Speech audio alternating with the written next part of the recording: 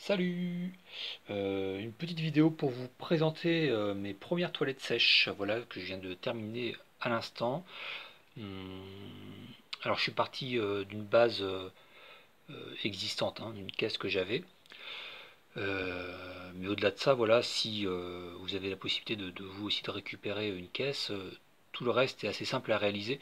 C'est pour ça que je vous le présente, c'est pour les moins bricoleurs d'entre vous.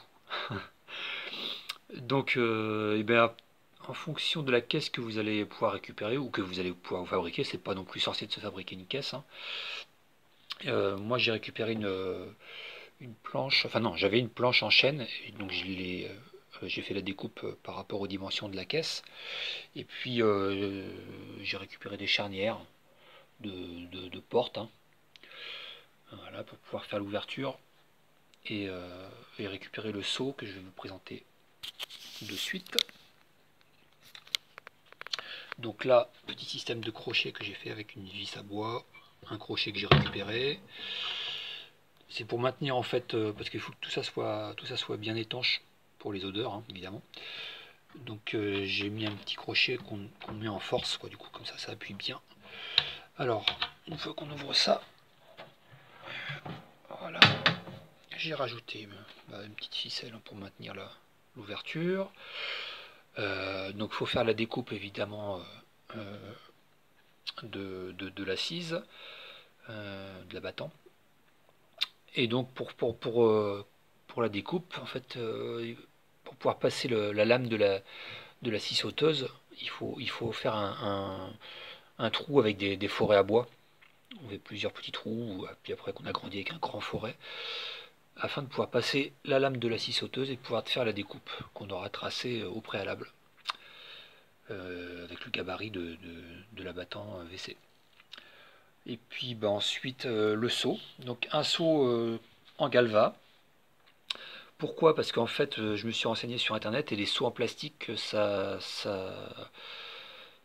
renvoie les odeurs d'urine, en fait. Voilà.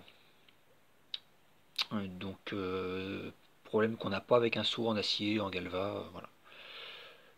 Pareil, moi j'avais ça à la maison, donc ça tombait bien. Que vous dire en d'autres? Alors moi j'ai mis un ruban adhésif, un peu comme de la moquette là. Ce qu'on met sur je crois qu'on met ça sur les portes ou enfin sur les ouvertures. Donc j'ai mis ça et puis sur le couvercle, j'ai mis un ruban adhésif. Cette fois c'est de la mousse, pareil, de la mousse pour étanchéifier les ouvertures. Ce qui fait que tout ça est bien étanche. Voilà, je pense que c'est bon pour ça. Donc là je peux refermer. Donc comme j'ai dit, je fais une pression dessus, clac. Voilà. Puis si j'ouvre, ce que j'ai fait aussi c'est ça. C'est que j'ai remis au fait ce même ruban adhésif sur le couvercle, toujours pour bien garantir l'étanchéité quand on referme le couvercle.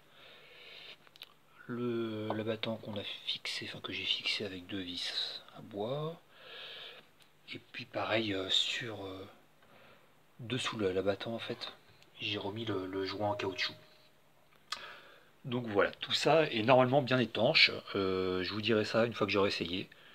Et je vais pas faire la démonstration en direct, bien entendu. Hein. Bon, si vous avez des questions, n'hésitez pas. Je tâcherai d'y répondre, mais bon, je pense que dans l'ensemble, c'est pas sorcier. Voilà, à plus, salut.